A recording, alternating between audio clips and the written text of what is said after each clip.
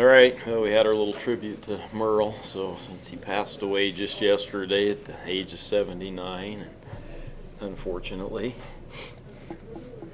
I can't say I was ever a huge Merle fan, but I was never not a fan.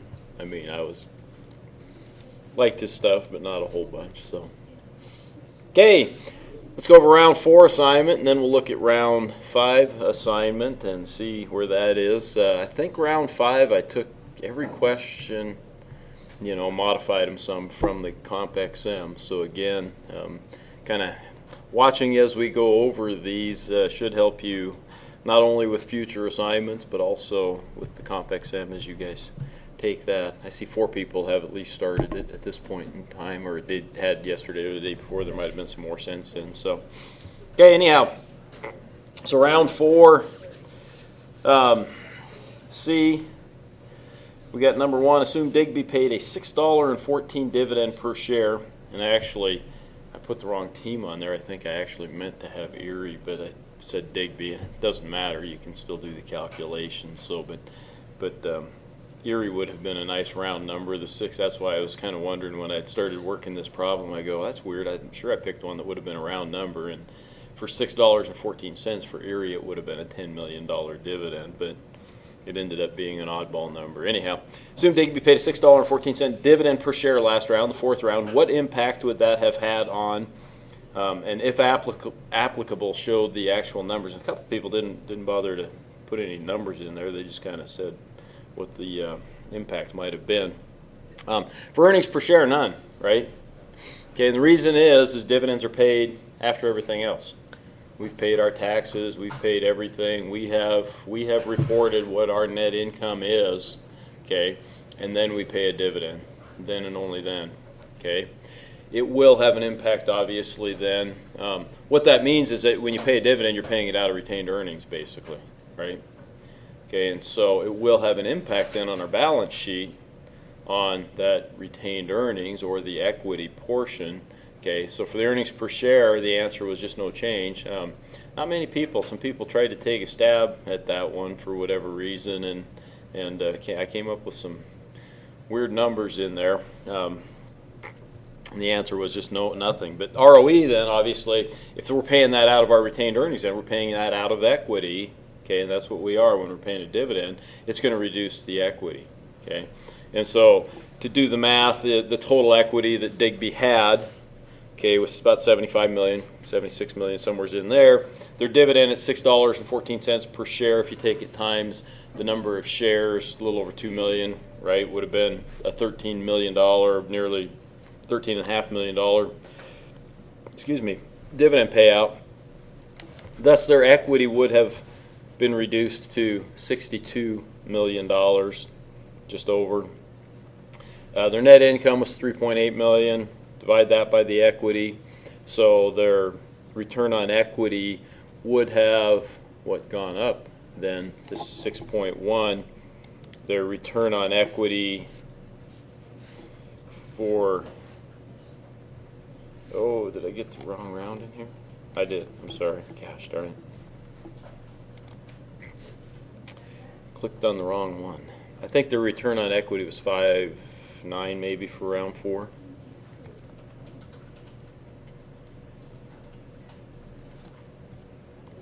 Yeah, I didn't get a lot of right answers on this one, so I'm concerned people aren't knowing what the impact is of a dividend payment, right? Has no effect on your income statement, okay? Keep that in mind, but it does affect your balance sheet because, in essence, you're paying a dividend out of equity, okay? So it's kind of an after-the-fact type of thing. Yeah, Digby's ROE was 5%, okay?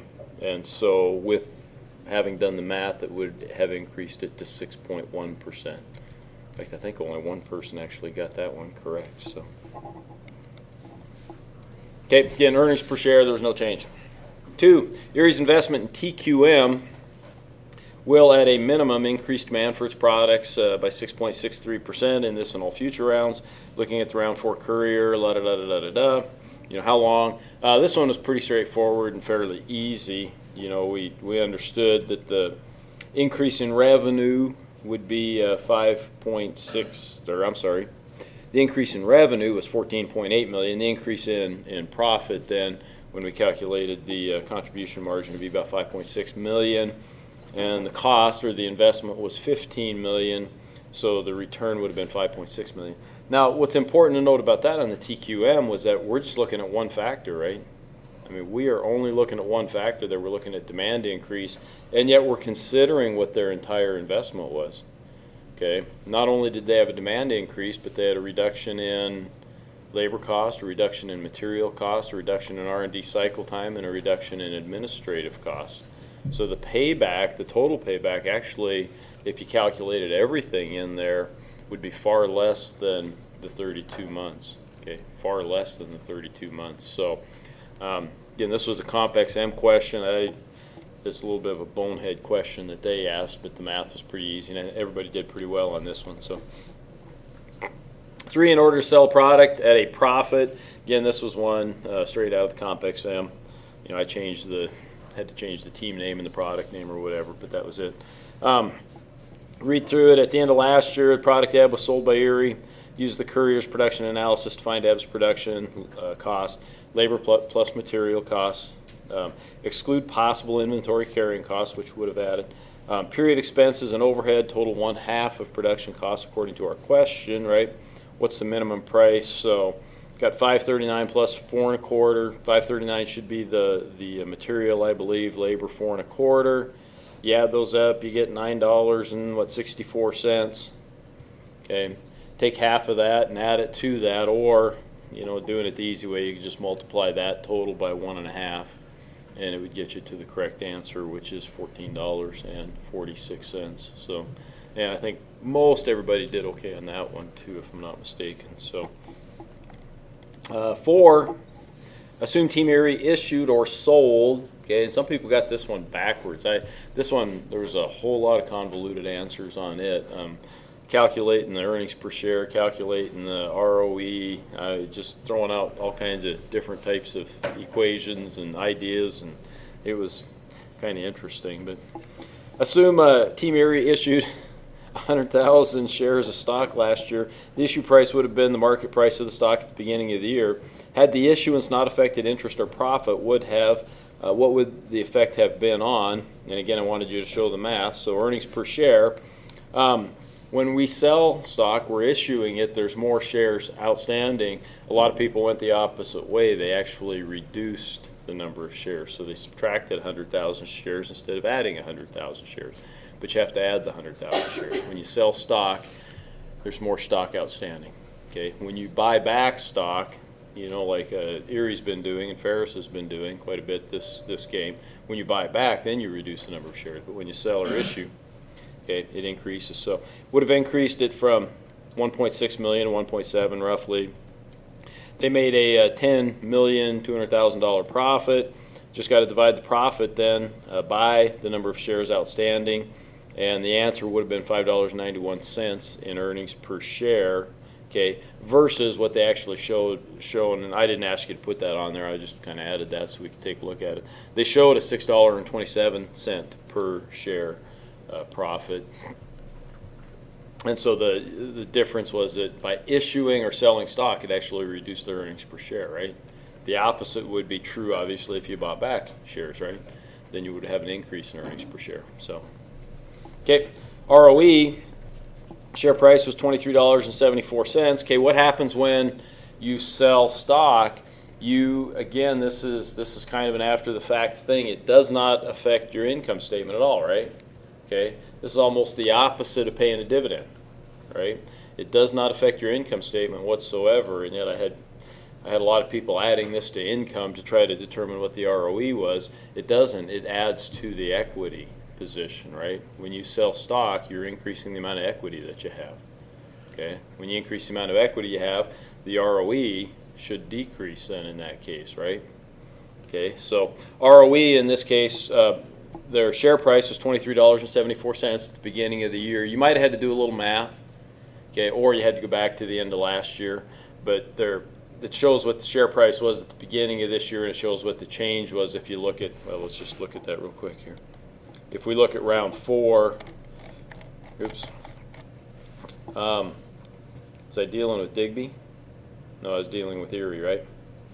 So their close was $55.63. Their change was $31.89. So you could subtract the $31.89 from the 55, and that would give you what their share price was at the beginning of the year. Okay. Or you could go back and look at the end of last year. Okay. So they sold 100,000 shares. Okay. So they would have had 2.3 million in new equity. Okay. They had 50 million in equity. So if you add that, you end up with 52.5 million total equity, and you divide your profit, which is just the profit that's reported on the income statement. You know, yeah, that's right. And so their return on equity would have been 19.42%. What was reported, so that would have made their ROE go down. Okay, I know that their ROE would have gone down then in that case, and their ROE was 20.3, so it knocked it down just about a full percent. Okay, it knocked it down just about a full percent by issuing the stock. It doesn't sound like a lot, okay, but that's a lot, right? It's an awful lot actually when you do the calculations on it. Okay, any questions on that assignment? I mean, it wasn't one of the best ones overall as a class. So you know. So if you got a so-so score on it, you were in good company. Okay. No questions. Speak now or forever hold your peace. We need to do a bonus question too that's going to carry over. Everybody needs to write down on a piece of paper. Okay, put your name and date on it. Who you think's going to win the Masters? The Masters. Is that Irish dude doing it? Rory? Yeah. Yeah. Yeah. That's All what tell me. I'm not telling you anything. I'm voting for the Irish guy. Okay. We're not partners in this class. She's watching the Masters. Take away points. No, she gets bonus points. I have it right next to my own screen. What's the problem? Have they started streaming already? Oh yeah. Oh gosh, I didn't George think Spieth already teed up. Really? He's on hole 2. Okay. He's even, if you care. Okay. So you got it on follow a group as opposed to No, I have it on mine. But it just shows down below. right. Well, live, but they give you 3 choices on the live, don't they? You can follow a group, or you can follow Amen Corner, or you can follow holes 15 and 16. Yeah, no one's at Amen Corner yet. Yeah, so that's just the gotcha. So you're just following, gotcha. Tiger Woods, by the way, so everybody knows, is not competing this year, so don't guess Tiger, okay? I'll give you a little hint.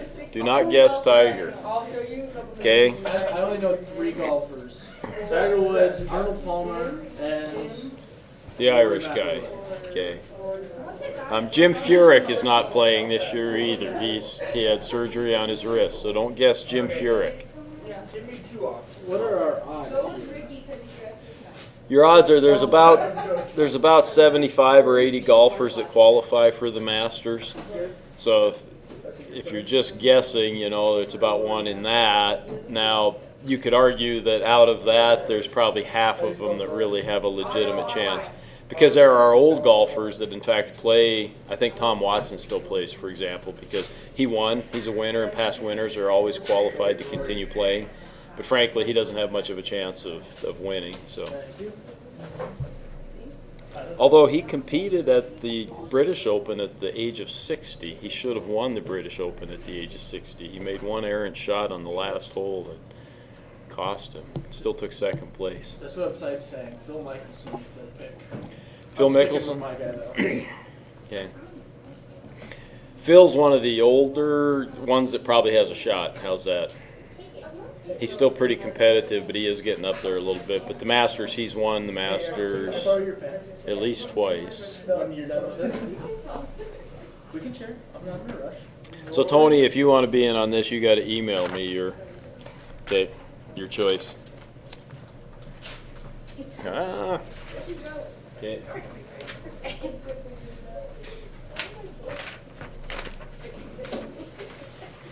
Oh, my name's not on there. Well, How can you get credit for it if your name's not on You it? know, let's go. We'll get into what we're going to start chapter or round 5's assignment here soon.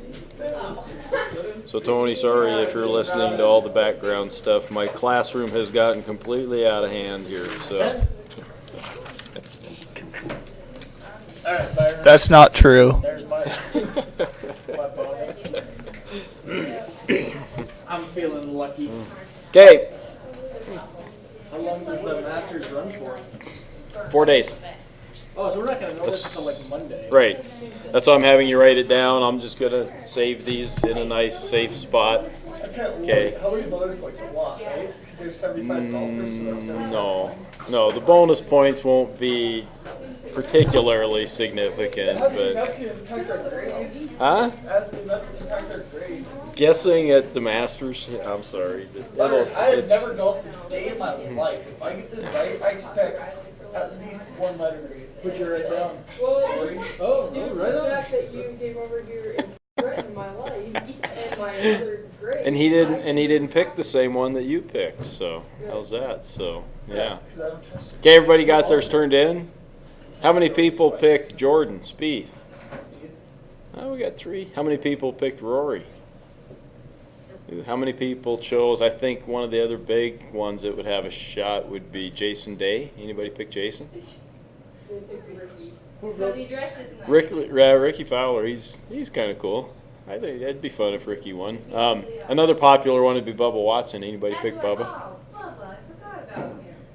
Bubba's won a couple, so the course kind of fits him. So he could be, he's obviously, I don't know if you'd call him a favorite, but he's got to be a, huh?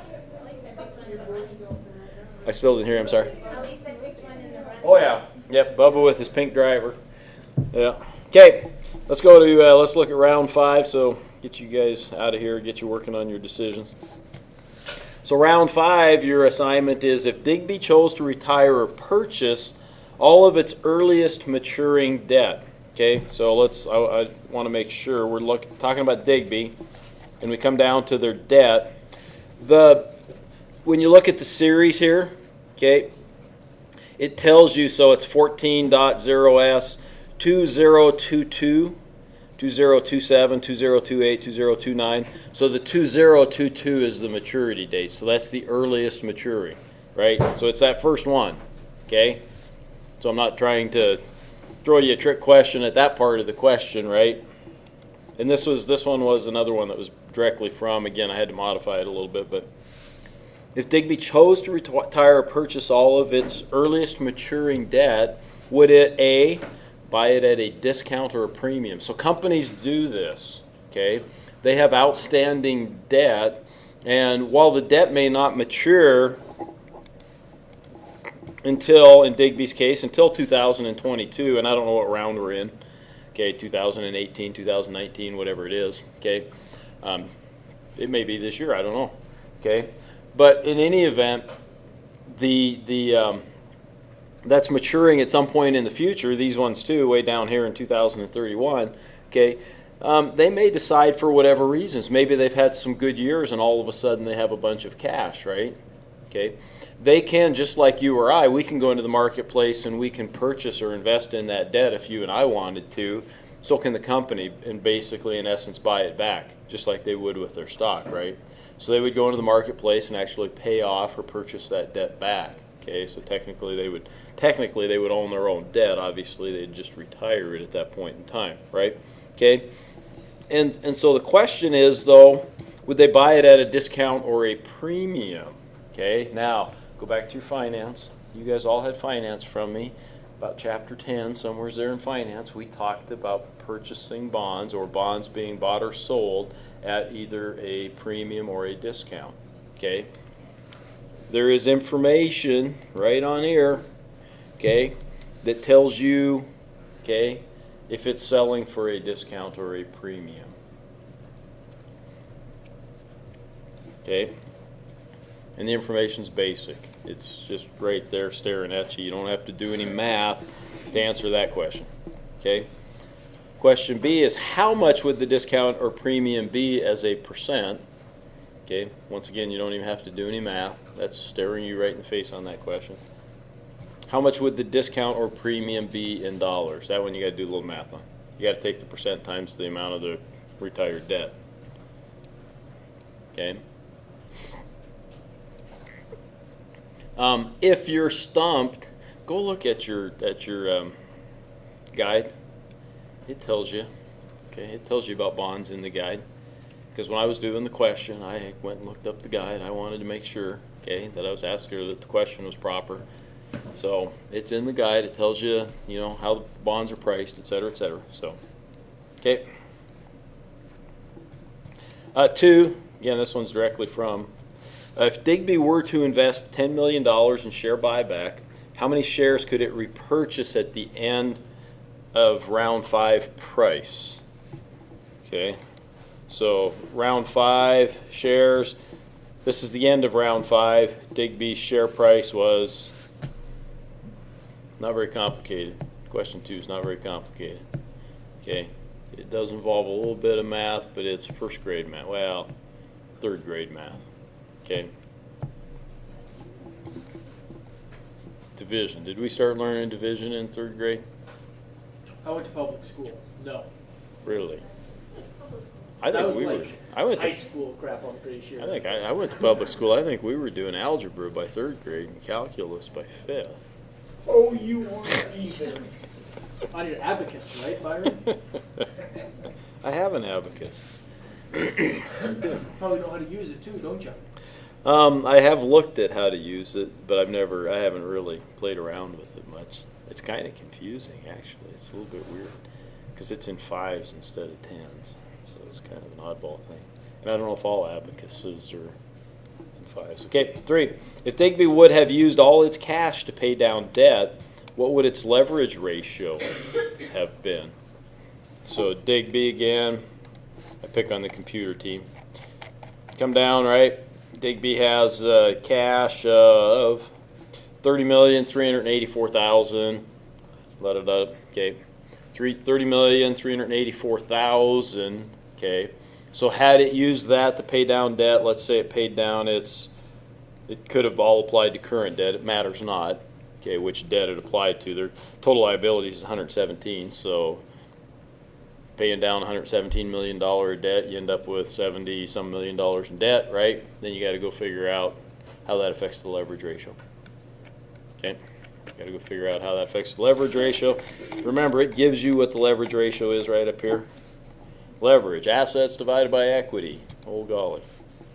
Okay, so when you do, now the important thing though, is when you do this, when you pay down debt, okay, does that have an impact on the equity? Right? Okay, does it have an impact on the assets? Does it have an impact on the equity? So you got to look at the whole balance sheet then. So that one you're going to have to do a few steps. Again, the math's easy. It's adding, it's subtracting for the most part, one division. Okay, but you got to walk through a few steps and know what the effect is when you pay down debt, right? When you take cash and pay down debt. Okay. Lastly, Digby's current book value is $32.14. If the company issued $10 million of their outstanding stock at year's end of year stock price, what would be the new book value? Assume everything else remains constant. Again, this is one right out of the Comp XM basically. So their current book value. Let's go take a look. Is $32.14, right? Okay, so what again this is asking you is what happens when you issue stock, right? We're not buying it back, okay? We're issuing stock. We're issuing $10 million worth, okay? So you don't have to do calculations there, but we're issuing $10 million. Where does that go then? Does it, here, let's ask this question. Does that affect the income statement in any way? 50-50 shot, yes or no? No. Very good. Was that a guess? No, because it doesn't have to do with direct assets. Doesn't have anything to do with income. Yeah. Okay. Issuing stock has zero to do with income. Okay. So does it affect the balance sheet? Yeah. Okay. What part of the balance sheet? Only one part, actually. Yeah, your equity reconciliation, so, okay. They in a lot of statements on the equity portion or on your balance sheet, what they would call that is additional paid-in capital. Right, when you issue stock, they call it also additional paid-in capital is what I see sometimes. Okay, usually I see that on smaller corporations, and probably just a subtle difference there. Okay, between smaller and like the publicly traded ones. Any questions about this week's assignment? No questions about this week's assignment. Very good. Then I will send this out post haste so that you guys all have that, and if you want to work on it, that's fine. So